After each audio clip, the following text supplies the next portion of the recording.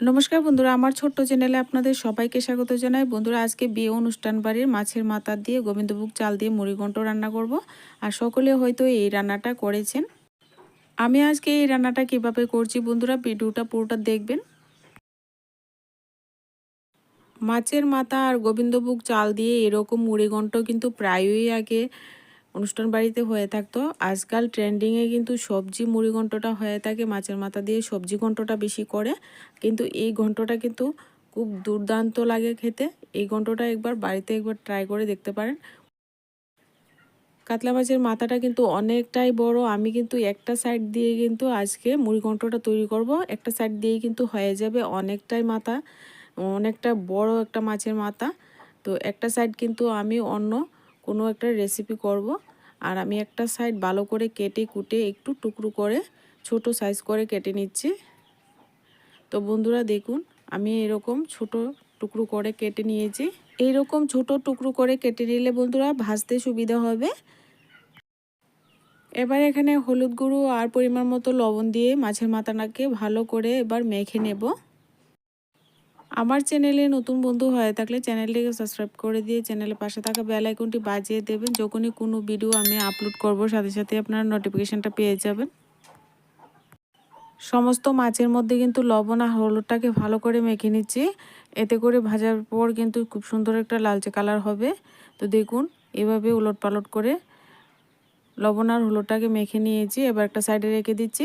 আর আমি এখানে 100 গ্রাম গোবিন্দভোগ চাল নিয়েছি। এর মধ্যে কিন্তু অল্প পরিমাণে একটু জল দিয়ে চালটাকে একটু ভিজিয়ে রাখবো। এতে করে রান্না করার সময় কিন্তু সময় কম লাগবে, নইলে কিন্তু চাল সেদ্ধ হতে অনেকটা সময় লেগে যায়।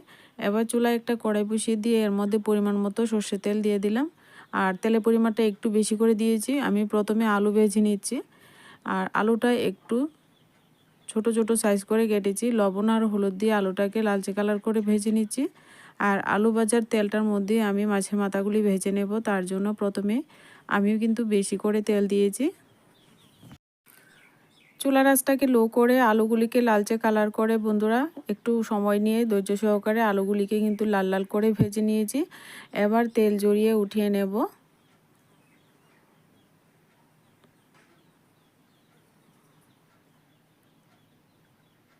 এবার ওই তেলের মধ্যে কিন্তু আমি মাছের মাথাগুলি ভেজে নেব। এবার মাছের মাথাগুলি দিয়ে দিচ্ছি। মাছের মাথাটাকেও লাল লাল করে একটু উলট পালট করে সময় নিয়ে কিন্তু ভেজে নিতে হবে। বন্ধুরা, যদি ভিডিও ভালো লাগে আপনাদের কাছে প্লিজ লাইক করতে ভুলবেন না, চ্যানেলটিকে সাবস্ক্রাইব করতে ভুলবেন না। পরবর্তী ভিডিও নোটিফিকেশন পেতে সাবস্ক্রাইবের পাশে থাকা বেল আইকনটি কিন্তু বাজিয়ে দিতে হবে। এইভাবে ঢাকনা দিয়ে ঢেকে মাছের মাথাটা ভেজে নিলে মাছের মাথাটা ভিতর থেকেও খুব তাড়াতাড়ি কিন্তু কুক হয়ে যায়, খুব সুন্দর করে ভিতর থেকেও হয়ে যায়। তো এইভাবে একটু ঢাকা দিয়ে আমি কিন্তু লালচে কালার করে মাথাগুলিকে ভেজে নিচ্ছি। আমি মুড়িঘণ্টটা কিন্তু কাতলা মাছের মাথা দিয়ে করছি, আপনারা কিন্তু রুই মাছের মাথা দিয়েও করতে পারবেন। লাল লাল করে মাছের মাথাটাকে ভেজে তুলে নিচ্ছি। আর ওই তেলের মধ্যেই কিন্তু আমি ফোড়ন দিচ্ছি তেজপাতা, শুকনো লঙ্কা, গোটা গরম মশলা। এবার ফোড়নটাকে লাল লাল করে ভেজে নিচ্ছি। আর ফোড়ন থেকে যতক্ষণ না পর্যন্ত সুন্দর গন্ধ বেরোচ্ছে, তো এইভাবে কিন্তু লালচে কালার করে ভেজে নিতে হবে। এবার এখানে আমি পেঁয়াজ কুচি দিয়ে দিচ্ছি। আমি এখানে দুটো পেঁয়াজ নিয়েছি, একটু স্কোয়ার করে কেটে নিয়েছি। এবার পেঁয়াজটাকে লালচে কালার করে ভেজে নিচ্ছি। পেঁয়াজ লাল লাল করে ভেজে নিয়ে এখানে আমি দিয়ে দিচ্ছি আদা রসুন বাটা 2 চামচ। এখানে 1 চামচ আদা, 1 চামচ রসুন বাটা দিলাম। দিয়ে এবার মশলাটাকে ভালো করে একটু নেড়ে চেড়ে কাঁচা গন্ধ যাওয়া পর্যন্ত একটু ভেজে নিচ্ছি।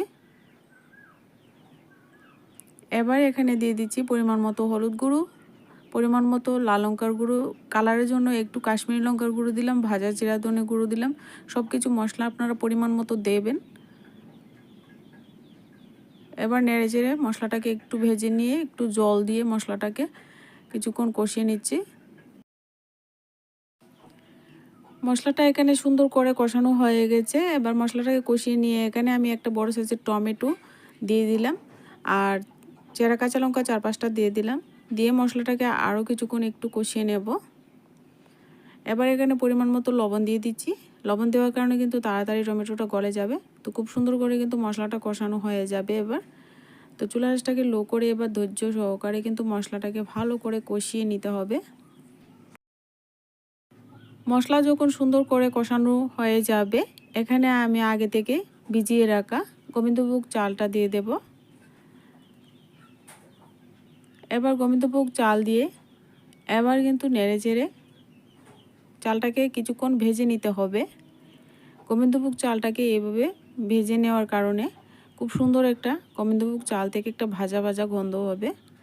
তো মুড়িঘণ্টটা খেতেও দুর্দান্ত হবে। একবার বাড়িতে আমার ভিডিও ফলো করে আপনারা ট্রাই করুন। ঢাকনা দিয়ে একটু সময় ঢেকে দিলাম, আবারও নাড়াচাড়া করে দিচ্ছি। চালটাকে নেড়েচেড়ে কিছুক্ষণ ভেজে নিয়ে এখানে আমি আগে থেকে ভেজে রাখা আলুগুলি দিয়ে দেব। চালটা কিন্তু ভাজা হয়ে গেছে, সুন্দর করে জলটাও টেনে গেছে। তো এবার এখানে ভেজে রাখা আলুগুলি দিয়ে দিচ্ছি, মাছের মাথাগুলিও দিয়ে দিচ্ছি। দিয়ে এবার সমস্ত উপকরণ ভালো করে নেড়েচেড়ে মিশিয়ে আরও কিছুক্ষণ ভাজা করে নেব। তো এইভাবে কিন্তু যত ভালো করে এভাবে কষিয়ে কাশিয়ে আপনারা ভাজা করে রান্নাটা করবেন, আর খেতেও কিন্তু দুর্দান্ত লাগবে। তো এভাবে মুড়িঘণ্ট একবার ট্রাই করুন। পরিমাণ মতো জল দিয়ে দিচ্ছি, আর জলটা কিন্তু গরম জল দিতে হবে। তো জলের পরিমাণটা প্রথমে কিন্তু একটু বেশি দিতে হবে, কেননা চাল কিন্তু সেদ্ধ হয়ে গেলে জলের পরিমাণ কিন্তু একদম কমে যাবে, ড্রাই হয়ে যাবে। তো আপনারা কিন্তু যদি জলের প্রয়োজন হয় আবারও দিতে পারেন। তো এবার একটা ঢাকনা দিয়ে ঢেকে আমি চালটাকে যতক্ষণ না পর্যন্ত একটু সেদ্ধ হয়ে যাচ্ছে, তো কিছুক্ষণ ঢাকনা দিয়ে এইভাবে রান্নাটা করে নিলাম। এবার দেখুন, ঢাকনা উঠিয়ে এবার নেড়ে চেড়ে দিচ্ছি, আর একটু পর পর কিন্তু নাড়াচাড়া করতে হবে যেন নিচে থেকে লেগে না যায়। তো এদিকে কিন্তু খেয়াল রাখতে হবে। এবার কিন্তু একটু পর পর নেড়ে চেড়ে দিচ্ছি। 1 চামচ গরম মশলা গুঁড়ো দিয়ে দিচ্ছি। এবার এখানে 1 চামচ চিনি দিয়ে দিচ্ছি। চিনি দিলে কিন্তু মিষ্টি হবে না, স্বাদের একটা ব্যালেন্স হবে, তো একটু চিনি দিতে হবে। আপনারা চাইলে কিন্তু এখানে কিশমিশ দিতে পারেন, বাদামও দিতে পারেন। তো মুড়িঘণ্টর মধ্যে কিন্তু বাদাম কিশমিশ এগুলি দেওয়া যায়, তো আমি আজকে ওইগুলি আর দিলাম না। এবার ভালো করে নেড়েচেড়ে আরও কিছুক্ষণ কিন্তু রান্নাটা করে নিচ্ছি। তো কিছুক্ষণ রান্নাটা করার পর কিন্তু এবার দেখে নেব চালটা ঠিকঠাক সেদ্ধ হয়েছে কিনা। যখন দেখবেন চালটা ঠিকঠাক সেদ্ধ হয়ে গেছে, এখানে কিন্তু 1 চামচ ঘি দিয়ে দেব। লাস্ট কিন্তু ঘিটা দিতে হবে। ঘিটা দিয়ে আবারও নেড়েচেড়ে সমস্ত মুড়িঘণ্টর মধ্যে ভালো করে মিশিয়ে দিতে হবে নেড়েচেড়ে। আর ঘিটা দিয়ে কিন্তু জাল করার কোনো দরকার নেই। এখানে কিছুক্ষণ নেড়েচেড়ে তারপর কিন্তু ঢেকে রেখে দেব 5 মিনিটের মতো। তো 5 মিনিটের মতো স্ট্যান্ডিং টাইম দিয়ে নেব। এবার 5 মিনিট পর ফিরে আসছে। এবার 5 মিনিট পর দেখুন মুড়িঘণ্ট কতটা সুন্দর হয়েছে আর কতটা লোভনীয় হয়েছে। এবার কিন্তু পরিবেশন করে নেব। কাতলা মাছের মাথা দিয়ে গোবিন্দভোগ চাল দিয়ে মুড়িঘণ্ট কেমন লাগে আপনাদের কাছে কমেন্টের মাধ্যমে জানাতে ভুলবেন না। আর যদি আপনারা এইভাবে খেয়ে থাকেন অবশ্যই কমেন্ট করবেন, আর ভালো লাগলে ভিডিওতে লাইক কমেন্ট করতে এবং চ্যানেলটিকে সাবস্ক্রাইব করতে ভুলবেন না। তো দেখুন কতটা লোভনীয় হয়েছে এই মুড়িঘণ্ট, অবশ্যই আপনারাও বাড়িতে ট্রাই করুন। আজকে ভিডিওটা এ পর্যন্তই, দেখা হচ্ছে নেক্সট ভিডিওতে।